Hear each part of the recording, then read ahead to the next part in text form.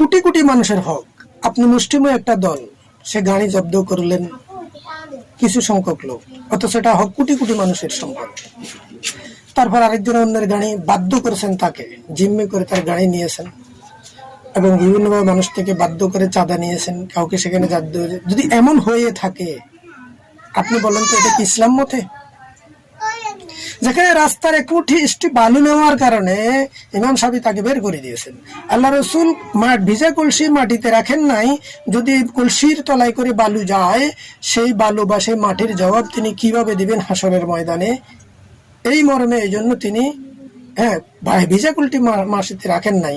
দেশে যাওয়া ফল খেয়ে যিনি তার ঋণ পরিশোধ করতে গিয়ে 12 বছর মতান্তরে 36 বছর গোলামি করেছেন, আর আজকে আপনি যে অন্যের গাড়ি জব্দ, সরকারি গাড়ি জব্দ সহ বিভিন্ন, এবং কি এই যে কালকে কওমি অঙ্গনের এক আলেম যে তিনি বলছিলেন যে আরেকজনের দেওয়ালে যে পোস্টার লাগিয়েছেন, তার দেওয়ালের যে চুনা নষ্ট হয়েছে, রঙের ক্ষতি হয়েছে, বালিকণা নষ্ট হয়েছে, অনেক সময় পোস্টার তুলতে গেলে অনেক সময় তার যে আস্তর উঠে যায়, রঙের কালার নষ্ট হয়, এই হকের জবাব দিবেন কি করে?